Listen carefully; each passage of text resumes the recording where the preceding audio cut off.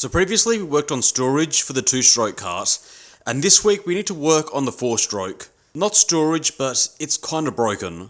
So if you missed the previous video, me and my friends are planning on racing this 4-stroke twin-engine cart next year, doing some proper endurance racing, or at least that is the plan. And at least in Australia, a lot of the enduro clubs seem to favour these twin-engine 4-stroke carts. I'm not exactly sure if other countries do this, but for some reason they tend to be pretty popular in Australia. I mean look, running 4-stroke, that's kind of obvious. These 2-stroke engines drain fuel like you wouldn't believe, and they typically get a top-end rebuild after about 30 hours of running, which for an enduro could easily be 1 or 2 races. But why run 2 small engines rather than one slightly larger one is kind of lost on me. Anyway, after my friend bought it, we did do a full once-over just to check for anything that needed adjusting or replacing. You know, this is a race-used cart and we know that it works, but once we got a good look at it, we could tell that it was pretty well used. Nothing that we can't handle, and for the price that my friend paid, we can excuse the occasional oddity, such as the one that I'm covering today, which in this case is the steering. Now the way the steering works in this cart is about as basic as it can get. So the steering shaft, which is connected to the wheel, is connected to a set of track rods or tie rods, which then connect to the trailing arm of the spindle. And rotating the steering wheel will pull or push the arm, which will turn the wheel.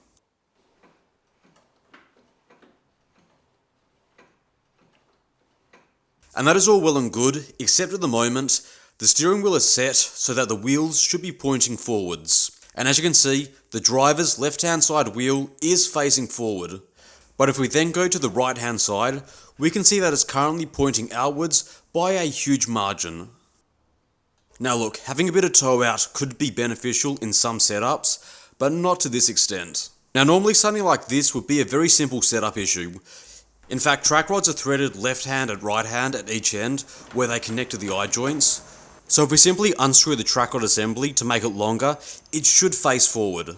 And thankfully that solution does work here, but at this length I currently only have about 1 thread of engagement left on the eye joints, which is not good.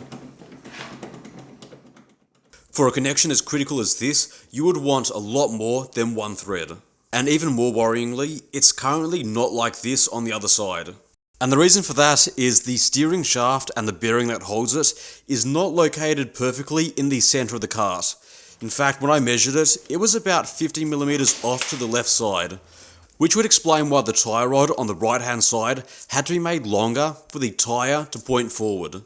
Now initially this did cause some concerns because this can be caused by the frame of the cart being bent, but having measured everything else, it seems to be okay. So I think this is mostly just down to a problem with the manufacturing. Anyway, with my welding skills and not having a proper jig, I'm not going to attempt to re-weld this, and I think the easiest way to get around this is to simply use longer track rods. I mean look, this is hardly a unique situation, and longer track rods is typically the way to go. And whilst I'm replacing one side, I might as well do the other, considering that it's looking a bit worn, which is a bit strange considering that it is a track rod and it shouldn't be worn like this. Now look, let's be real, I don't really need to make this. In fact, just looking them up, they're about $20 a piece. But currently, everything is closed for the summer, and I want to fit them to the cart whilst I have the time. And whilst I'm changing the track rods, I'm also going to be changing the type of track rod that I'm using. I'm going to be going from a hex shape to a round shape. Now the reason for this is to further protect the cart from any damage, at least in theory. Now most hex track rods, like the one that I have here, are 16mm in diameter with a 7mm hole going all the way through it. And the hex shape is great because you can easily get a spanner on it to adjust it, but the downside to this is that it's quite a rigid shape. And ironically, that is the last thing that you want here. Obviously it needs to be rigid enough to turn the wheels and take a small amount of impact, but in the event of a large impact, maybe you get pushed into a tyre wall, the last thing you want is for the track rod to be rigid. In fact, what you want is for it to bend easily and absorb that impact. And the reason for that is threefold. One is that track rods are about $20 to replace. In fact, they're probably the cheapest thing you can replace on a cart. Number 2 is that to replace a track rod, you can do it in about 5 or 10 minutes at the side of the track and then be racing again. And number 3 is that if you bend the track rod, it should hopefully prevent any damage to the steering shaft. At least depending on how big the impact is. It obviously won't in a massive crash, and at that point you'd be worried about bending the chassis, but let me put it this way, track rods are about 20 bucks and 10 minutes to replace. Steering shafts on the other hand are easily 120 bucks and maybe an hour or an hour and a half to replace. So bending the track rod gives us a better chance that the steering shaft is not damaged. And one way we can further add to this protection is to simply use a round track rod. They're typically much thinner, and if you do the maths, they're about half as rigid as their larger hex equivalent. Which is all fine and good, except I can't find one that is long enough to fit on the right hand side, which is due to that 15mm offset. And that is the reason why I am going to be making them. And if I'm going to be making them for one side, I might as well do the same for the other.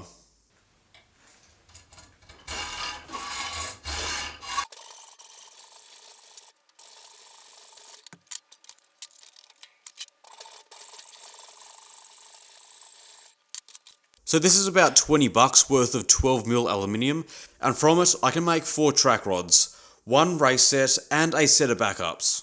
In total it should be about a quarter of the price, and it should only take about an hour or two. And as you can probably see, one set is made to be longer than the other.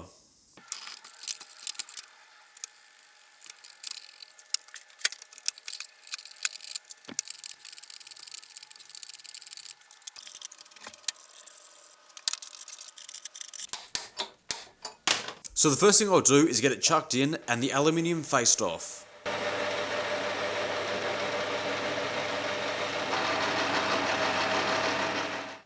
I'll then drill and tap the end for M8.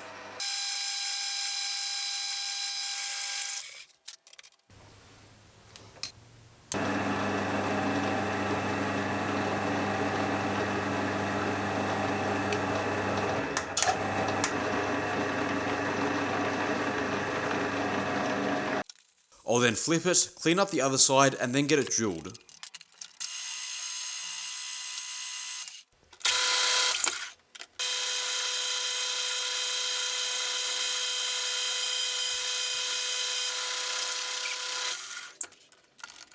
This time however, I need to get it out of the chuck and then tap it by hand. Now the reason for it is that the tap that I'm using is a reverse tap that I made a few years ago for a different project, and when I made it I didn't have a lot of silver steel, so unfortunately I can't chuck it in the drill chuck. The good thing is though, tapping it really doesn't take all that much time.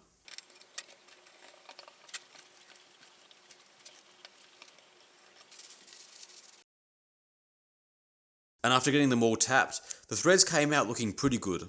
The last thing I'll do is get it in the mill so I can cut some flats so I can adjust it with the spanner. I'm not exactly sure which style or design would work best, so I'll try a few out and see which one works best.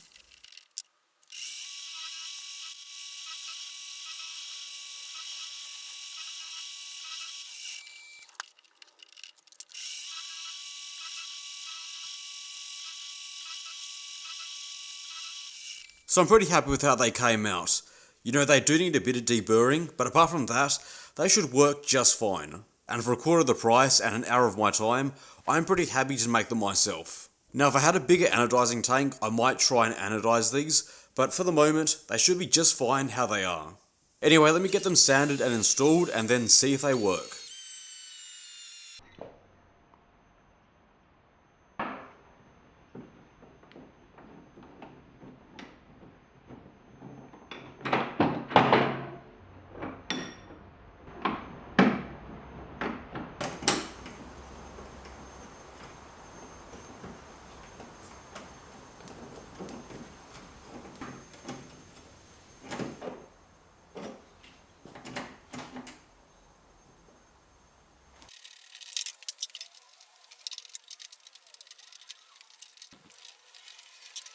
Alright, so once they're installed and the jam nut is done up, they feel pretty solid. All in all, I think once they're sanded, I think they look pretty good. I might give them a quick spray of enamel, but at least for the moment, I'm still going to call this a win. The tyres now line up correctly, they feel very solid, and I now have a full spare set. All in all, very happy with how it came out. And that's about it for the moment. I'm sorry if this was a bit of a shorter, more simple build, but this is a real world need that I have for the workshop, and I thought you might enjoy seeing the process. Normal projects will return next time. Till then, thank you very much for a great year. I hope you've enjoyed the projects as much as I have, and until then, see you next time.